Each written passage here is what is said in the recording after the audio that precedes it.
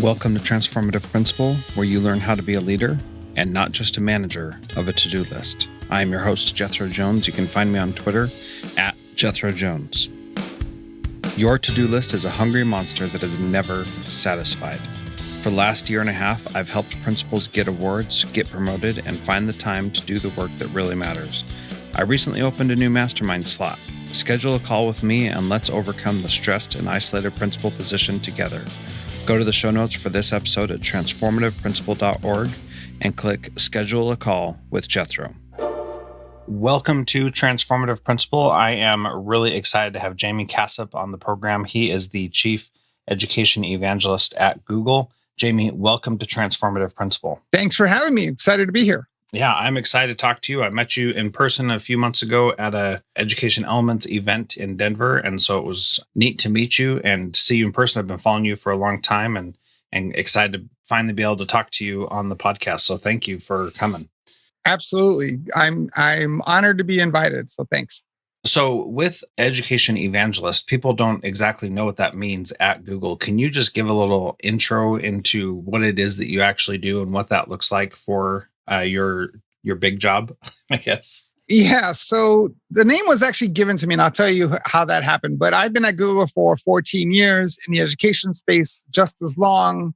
Kind of fell into the education side a little bit by mistake in trying to find problems that Arizona State University was having back in 2006, because we had to open an office on campus. And I met with the CIO and I asked him what his biggest problem was. And he said email. And at the time we had this cool product called Google for Your Domain.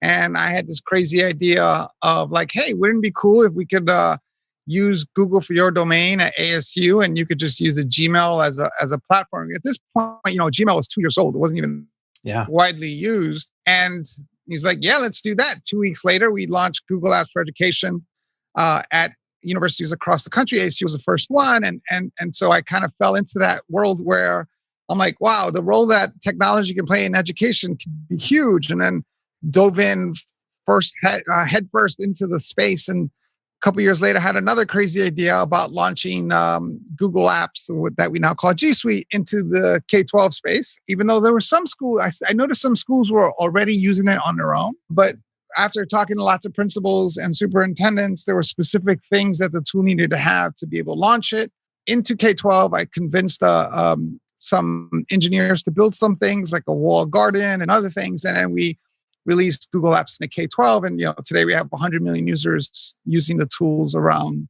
the world. And then the craziest idea I had was this idea of launching Chromebooks into the education space. And that's when two of us got on the road for 6 months and talked to tech directors and principals across the country, trying to get them to look at computing in a different way. And so that's, those are the big things externally that I've done. I've done a bunch of things internally, but my focus has always been to be a subject matter expert in the education space.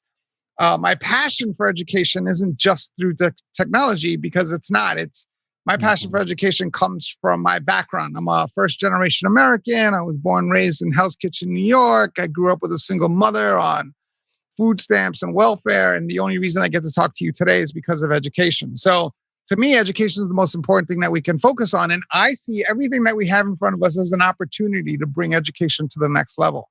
The term evangelist came, when I was out speaking about this back in 2006, 7, 8, I was, Google Education Manager. I don't even remember what the title was. And I had the executive director of technology for the state of Michigan. And I was speaking at an event in Michigan, and he came up to me, and we've been friends ever since. He came up to me after the event and he's like, what's your title? And I'm like, Google Education Manager. He's like, no, you're an evangelist. You need to be calling yourself an evangelist. And the title kind of stuck, right? And the whole point is that for me, it's not a technology evangelist. It's not a company evangelist, right? That title goes with me wherever I go, no matter what I do, which is the education part. That I think there's good news in education, and that as much as we try to fix it and we try to change it, I just think there's so much potential that we're not taking advantage of when it comes to education. Yeah, absolutely, and that's why I want to have you on the podcast, because you shared something similar when we were in person talking, and I thought that was just so so perfect for my audience because we do want to change. We want to transform education, but we want to transform our education. We don't want to change how we use technology. We want to change how we learn and how we teach and how we help move kids through the system that we have. I do want to go back a little bit because when you were doing that work with Arizona State, I had just started teaching. That was my first year, and I have a domain name, jethrojones.com, and I got the Google apps for your domain. I put that on mine.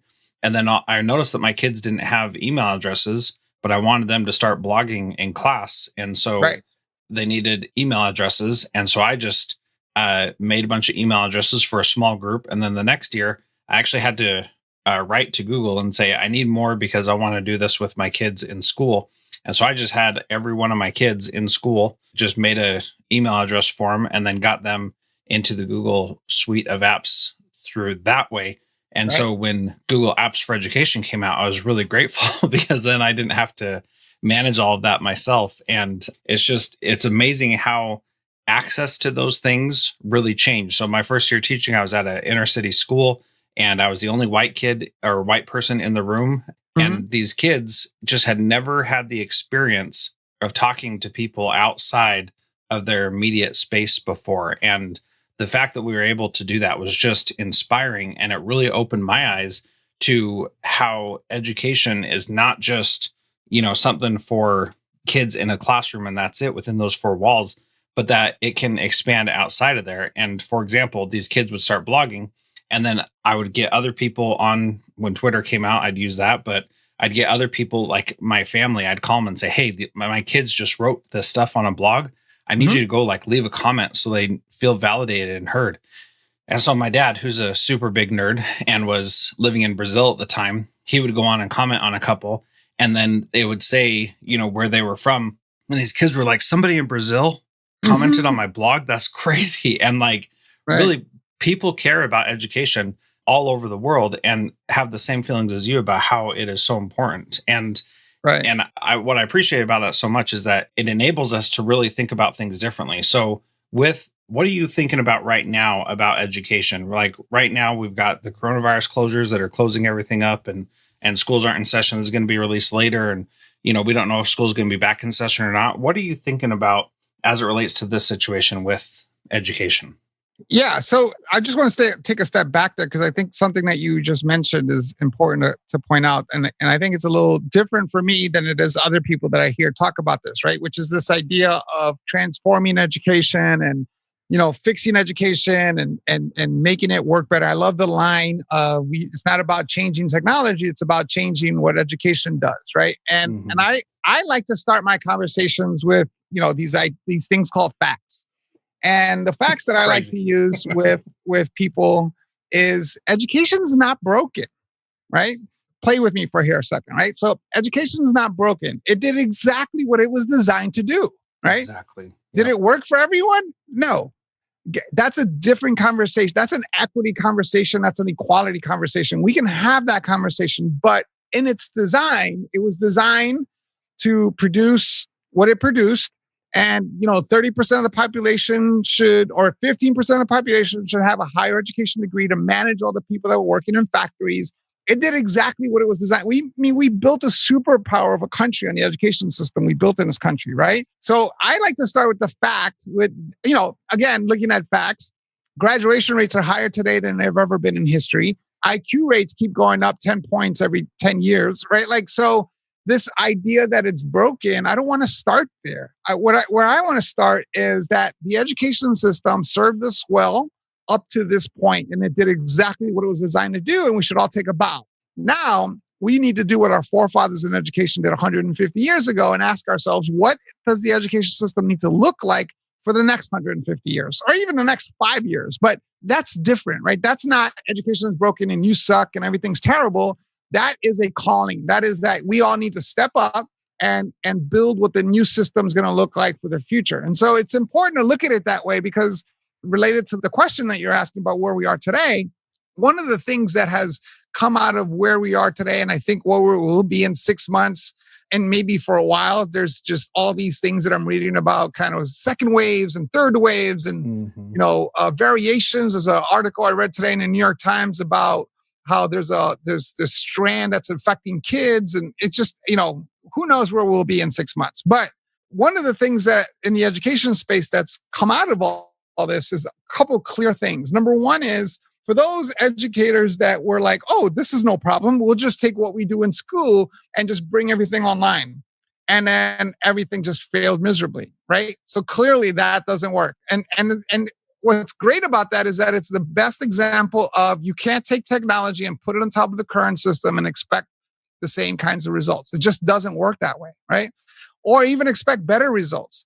And so what I think was happening is, oh, no, wait, we can't do that. We need to change our models. We need to change things in different ways. So that's one. The second thing is, and I'm even guilty of this, we all talk about 21st century skills. And, we've been talking about these for so long, we call them 21st century skills when we're 20 years into the 21st century.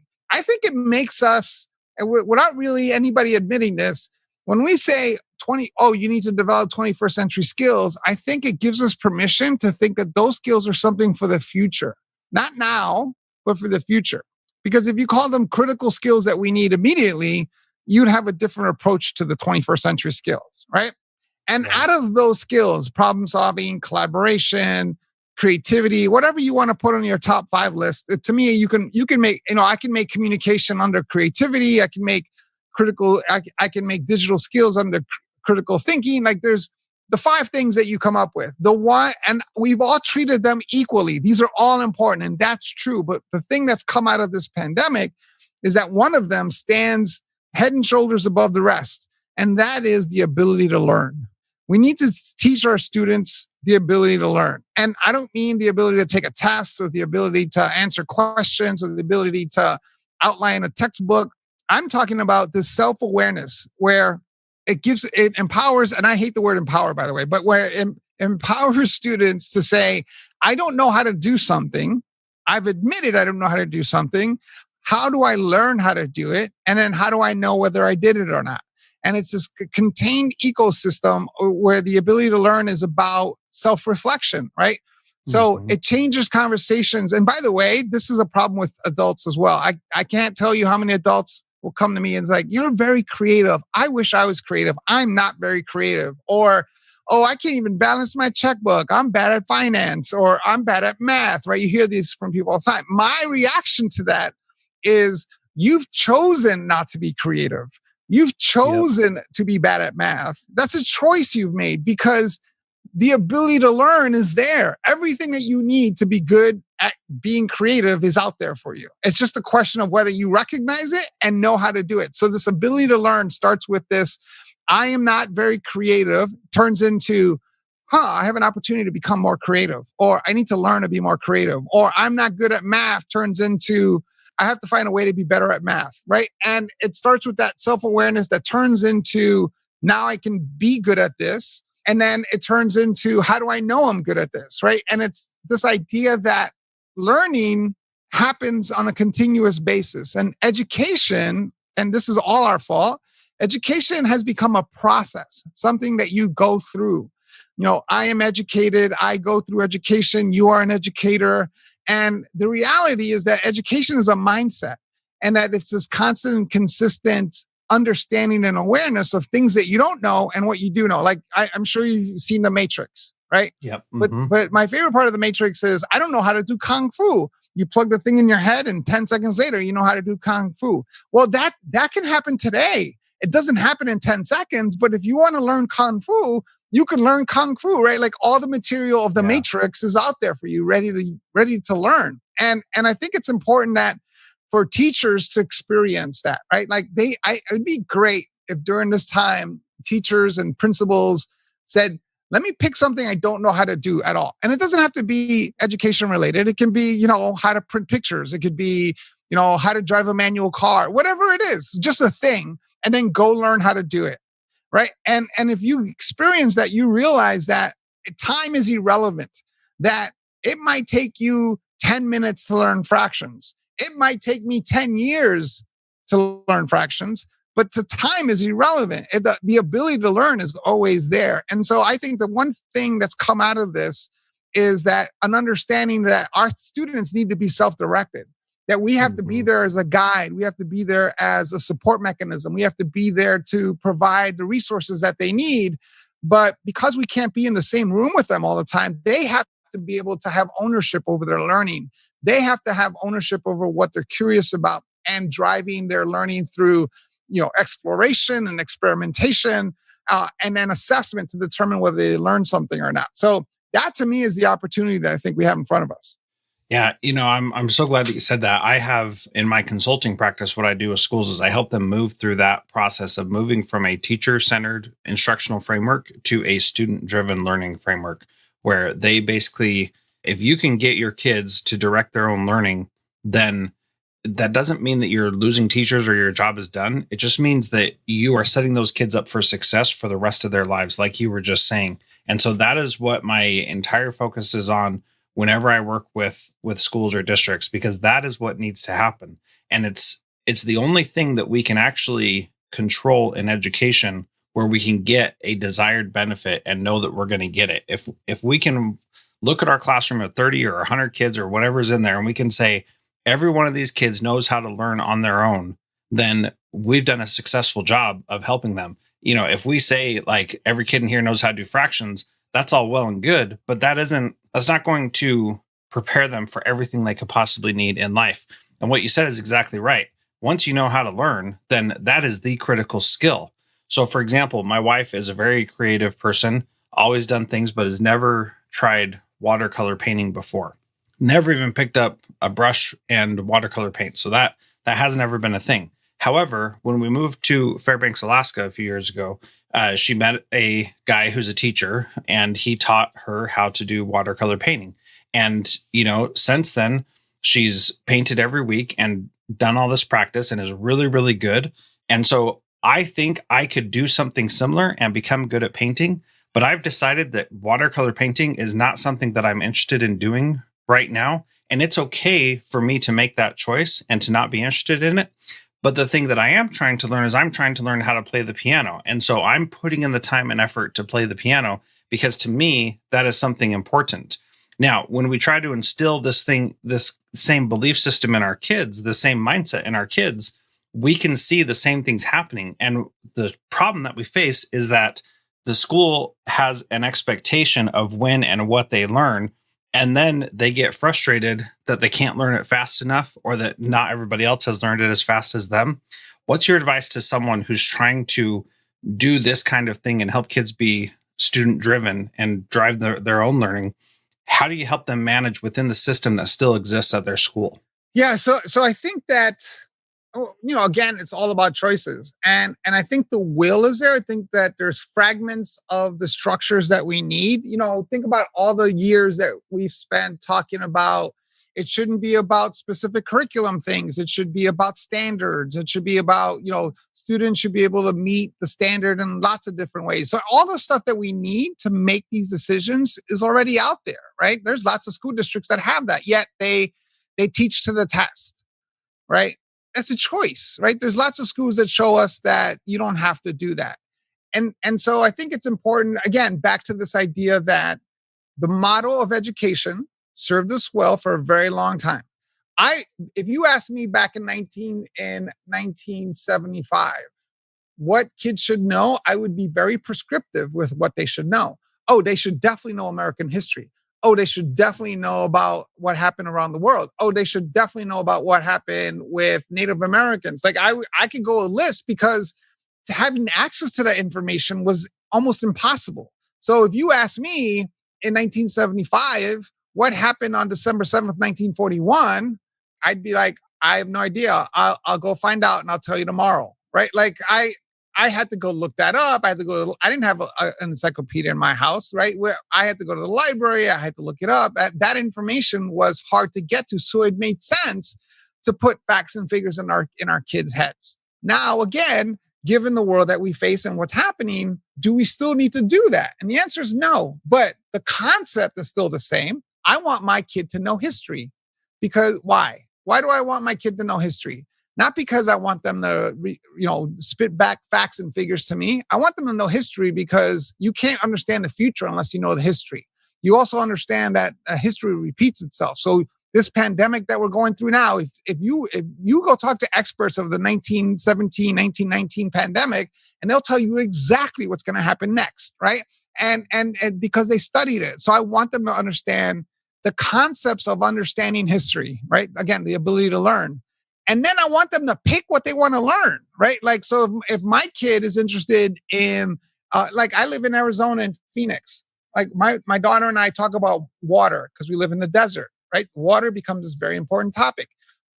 Most people don't realize this, but the Phoenix, the fifth largest city in the country, is built upon a canal system, a waterway system that was built 1,500 years ago by Hohokam Indians, right? I want her to dive deep into that. I don't care that she doesn't know what happened during the French Revolution. If she becomes interested in that, then she can go learn about it. But the point is that I want to understand that so she can understand the concepts of waterways and how it happened and how did they know how to do that and what did they use, and we can go deep on that. So I want her to know history. I want her to understand the role of history in learning and why it's important. But the actual history thing doesn't matter to me. And so I think we need to break away from that idea that everyone needs to know something. If anything, I think there are, again, to give something in return, there are things that I want our students to know, right? Like they should all take a civics class. They should all understand how government works. They should all know that there are 3 branches of government. And I would spend a whole year just on that topic because nobody knows anything, right? And so there are specific things that I want. I want them to know finance and how, like things that are math. I want them to know math and why math works. But we teach math not because it's important, but because we've created a list of things that they're supposed to know about math. When in reality, when I talk to students, when I talk to my daughter, I'm 5 years old. I've been convincing her since she was 3 that math is the most important thing because math is everything. Everything that she looks at has math in it. Everything has an equation to it, a mathematical formula to it, everything. And if you understand that, then you can build anything, you can do anything, you can understand anything, right? And that is powerful, right? Like there's a mathematical formula to why one part of my grass doesn't get green where the other one does based on heat rays and sun and angles of the earth. And I can go deep on math just on the shade on my grass with math. And that concept of teaching them how to learn math because of the things that they're passionate about, want to understand, that's the important thing. Algebra might or might not be, depending on what the subject is. So I think that we can look at very specific things like math, reading, civics. Everyone should know these things. And we don't even do that, right? And so even the things that we should be specific about, we don't go dive deep into. Yeah, and we say often that that's because there's too much other things that we need to be focusing on, and that may be the case right now, but we still have that choice, like you were saying before, of what to spend our time doing. So, a quick example: at my last school where I was principal, we created this program called Synergy, and what we did with the kids is we said, you need to use this time, an hour and a half twice a week, to make the world a better place. And you can define what make the world a better place means, but you need to take the initiative and do something. And so we had some kids who did a bunch of different things, and we had like 400 kids. So, they were in groups and they were all doing a bunch of different things. And we had probably like 50 different groups doing different things. And this one group of girls, I went through what they did with their project, and they passed off 32 different standards from the Alaska state standards. And when I looked at it after the fact, I was just blown away at how much they did. And if I would have asked them, which standards did you pass off? They definitely would not have known because that wasn't their focus. Right. But I, as the educator who could see what they were actually doing, could tell that it was 32 different standards that they passed off. Just amazing. And what the activity they did is they wanted to train elementary school kids on how to do cheer, soccer, and volleyball. And so they would bring those kids down into our gym. They'd go across this field to go get the kids from the elementary school in the winter at -20, bring the kids over in all their snow gear, get them out of it, and have them start doing this stuff. So pretty much no adult intervention at all. These kids led all by themselves. They didn't have anybody saying this is what you have to do. We would just ask questions. And they started with a substitute, went to another substitute, and then ended with a long-term substitute, and they were still able to be this successful. So like without any adult support, because they didn't really have it, these girls made some awesome things happen. And it was incredible to see how they could achieve so much with so little guidance from adults, when typically we feel like kids can't do anything without us standing there telling them what to do. So, I talked to these girls afterward and asked them the kinds of things they learned. And they were talking about all those other things. Well, we didn't know how to get the principal to say yes to bring the kids over here. So we had to like write her a letter and tell her how we were going to keep the kids safe. And we had to like come up with a plan of how to make sure they were safe so that we could tell the principal that's what we're doing. And like persuasion skills, writing skills, research skills, all those things came into play that they were able to do. We didn't have any injuries because the girls took care of those younger girls and made sure that they were going to be healthy and successful and weren't going to get hurt. They stretched, they took precautions, and it was amazing to see. And that can happen with any group of kids. And when you give kids the opportunity to lead like that, they really do step up to the plate when they believe that you're being truthful and that you're really going to let them do it. And we had to, because they didn't have a mentor, an adult who was consistent, going through 3 different substitute teachers. They just didn't have somebody there all the time to say, this is, the next step. They had to figure it out all on their own. And Jaime, it was amazing. I just cannot talk and gush enough about how awesome it was to see what they were doing. Yeah. And I think it's important to realize that here's the challenge to educators is that, again, I do this with my 5-year-old. I do this with all my kids, but I do this with my 5-year-old because she's the latest. But there's nothing that you give me a subject, geology, basic mathematics, history, any kind of education subject, reading, writing, anything that you want. Give me any topic and any subject, and I can create lessons based on what she's curious about. Exactly. When she says, when we pull the drain on the tub in the bathroom, and she goes, where does the water go? Yeah. I can teach so many subjects with that question, right? Yep. Or when she said the other day, she asked me, why doesn't it snow in Phoenix? Mm-hmm. I think about the subjects that I can go deep on. I can go into math, geology. I can go into the whole study of climate change. I can go into studies of deserts and why the desert is different than other places. I can go into the rotation of sun. I can go into the phases of moons. I can go deep on that question alone, right? And so, yes, those things are important to know. It's important to know math and science and arts and all these other things. And we can go deep depending on what they're curious about. But the important thing that we have to keep in mind for those that are listening, that I'm like, yes, I'm in, I'm going to go do this tomorrow, is that you're going to go try it and it's not going to work. Exactly. And the reason why it's not going to work is because we've brainwashed our kids. And that's okay. We got to fess up. We got to admit it. And then we got to fix it. Because one of the things that I hear all the time from education consultants and other people are like, here are ways to bring back, or here's a way to foster children's curiosity, right? And I'm like, or to get kids to be curious. I'm like, no, we've gotten in their way of being curious, right? We need to give it back to them. And so we need scaffolding. And this was an experience. So I teach 10th grade communication skills at the Phoenix Coding Academy, a school that I started here in Phoenix.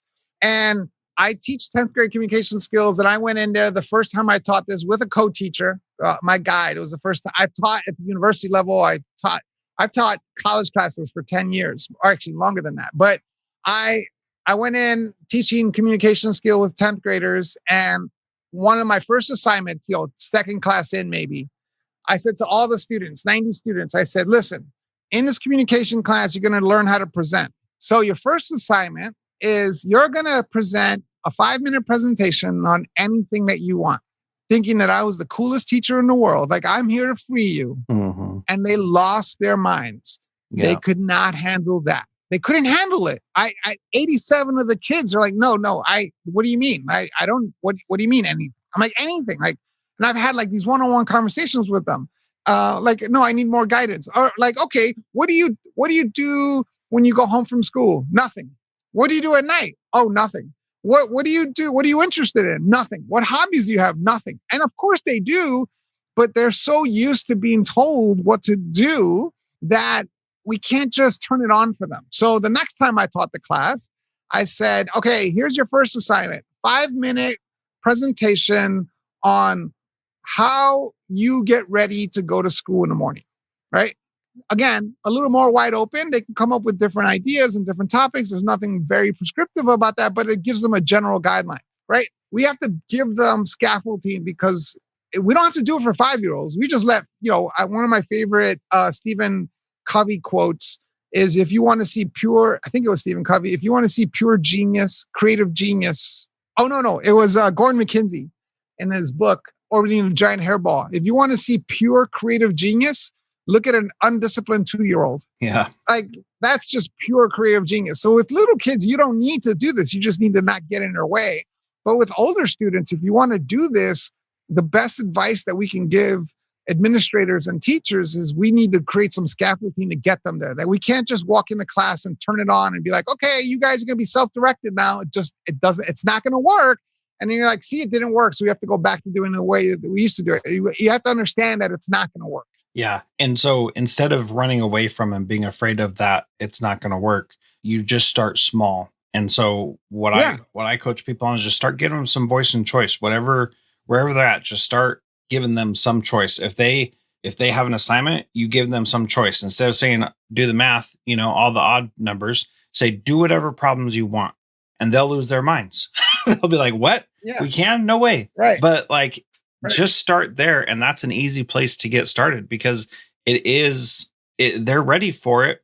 They just have to believe that we're going to let them actually get away with it, and that's the thing, that they can't trust that we're really going to let them do it on their own. That was the biggest problem we saw when we were doing the school wide, is kids were like, okay, when's the other shoe going to drop? And you're going to tell me I'm doing it wrong.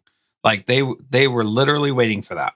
Yeah. Or, if you really want to see how bad it is, here's a fun project is, walk into a class of 6th graders plus and say, or whatever grade you start writing papers in, right? Mm-hmm. And you say, I need you to write a paper on, even give them a subject, I don't care. Write a paper on the pandemic and your experience with it.